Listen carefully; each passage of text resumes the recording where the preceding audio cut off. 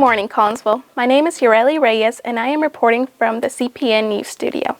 Today I have the pleasure of interviewing Collinsville City Councilwoman Janet Osborn. Welcome, Councilwoman Osborn, and thank you for joining us today. Thank you for having me. I'm excited to talk to the students about our city government.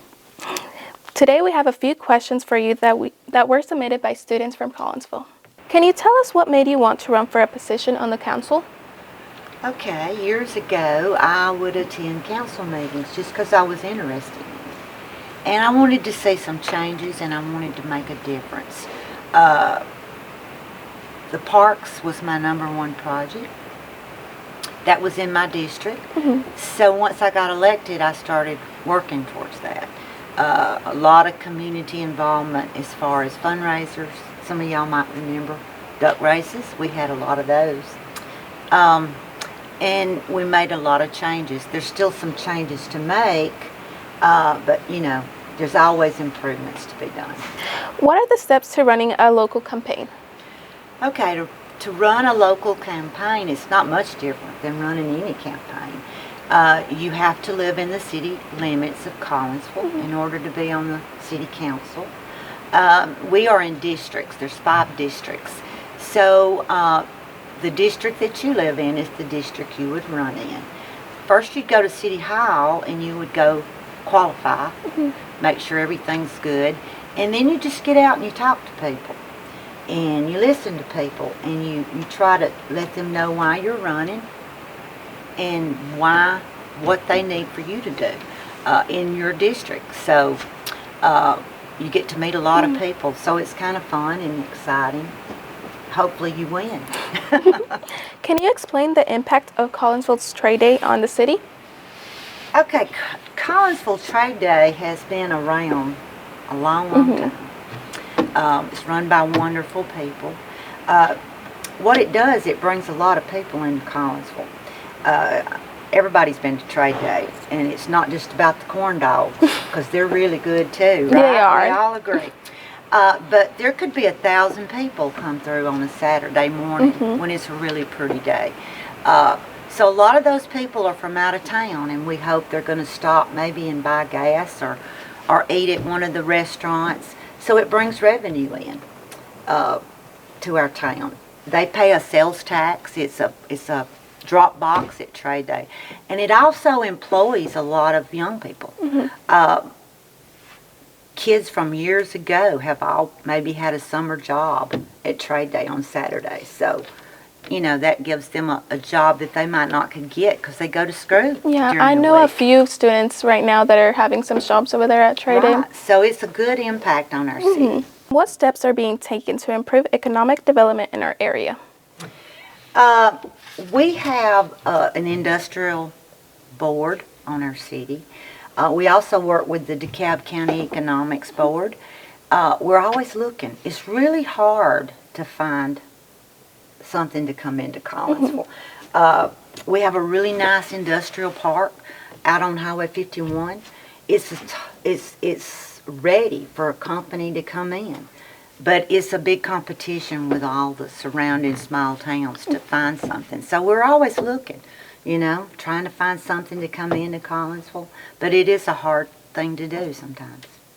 What type of businesses would add the most value to the city? Well, the city needs jobs, so jobs.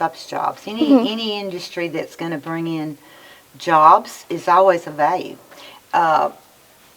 It keeps people in Collinsville not to have to move away to find a job. So that's what we're always looking for, something that could bring in revenue and jobs. If a student is an entrepreneur, what steps must be taken to start up their own business in Collinsville? Okay, to start a business in Collinsville, whether small or large, the first thing you have to do is get a business license through the city. Sometimes you have to go through the county and get some paperwork done as well. So I would say go to the city hall, talk to our city clerk, and she'll hook you up on everything that you need to do to start out a small business.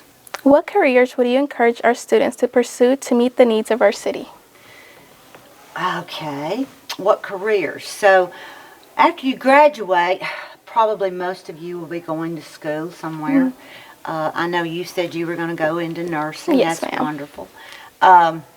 We need a dentist in Collinsville.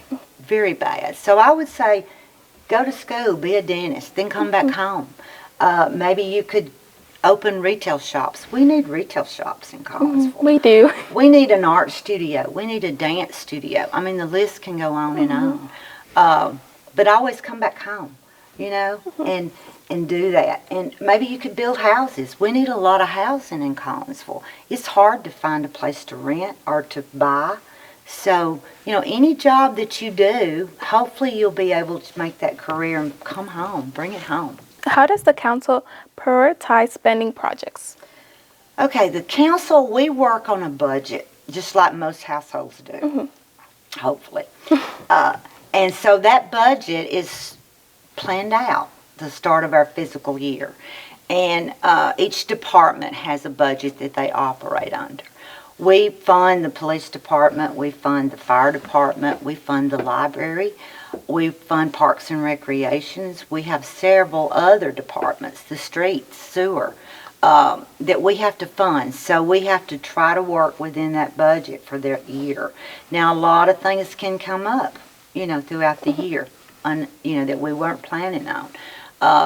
So we always keep money in our general fund to cover those expenses, just like you do at home with your budget. Now, we have a lot of revenue that comes in. That's what your businesses do. They provide revenue.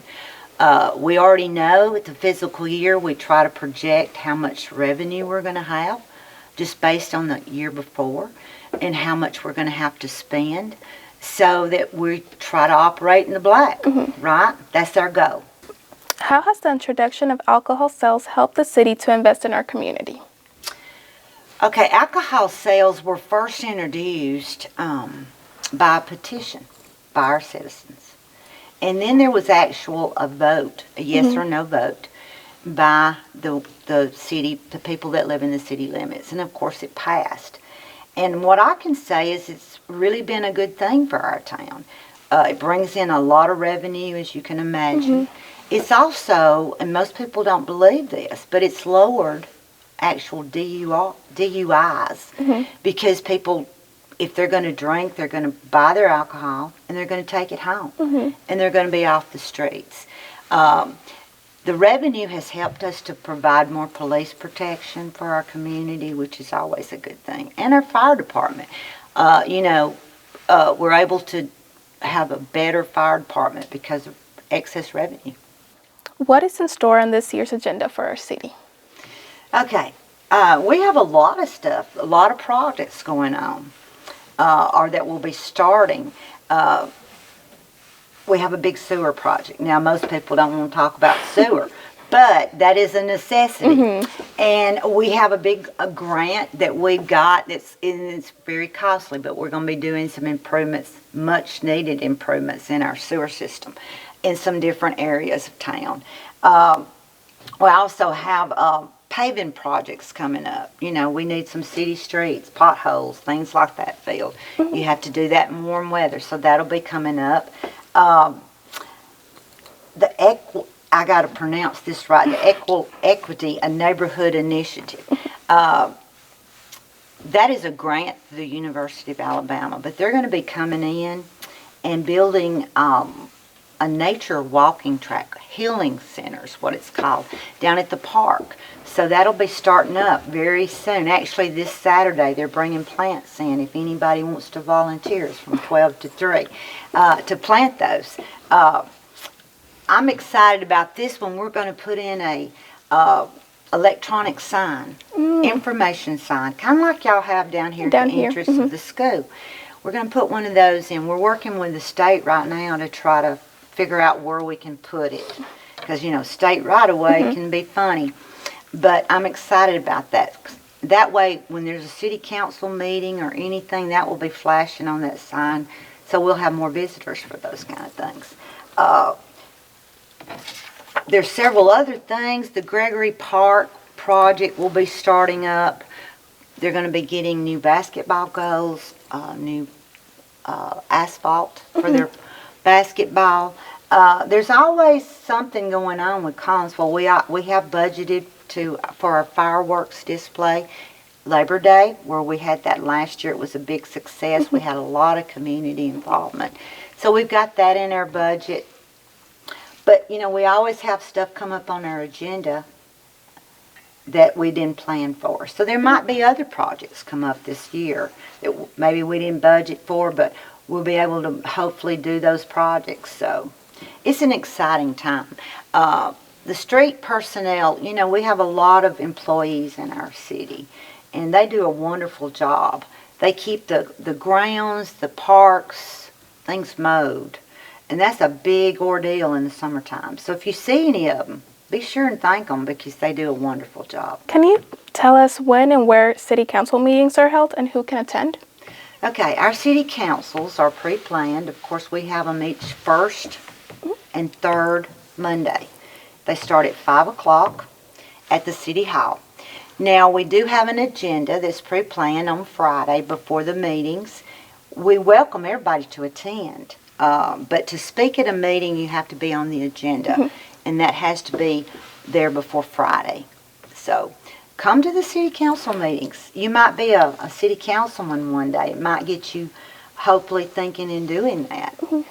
What made you decide to be a councilwoman? Did you have someone that you looked up to, or was it just a thing that you wanted to do? Well, I've always lived in Collinsville, and I volunteered for a lot of projects long before, you know, involvement. I was always trying to be involved. I had kids in school, so, you know, that's a lot of involvement with your school and your community. And just by going to the city council meetings and observing, there was some things I wanted changed. And the only way to make a change is to get involved. So that's kind of what made me run. And, you know, I haven't looked back since. Well, we're thankful that you decided to do this. Well, thank you. Alrighty, that's all we have for today. We want to thank Councilwoman Osborn for joining us today and answering all of our questions. Don't forget to like and subscribe to Collinsville Panther Network to keep up with our latest content. Bye-bye.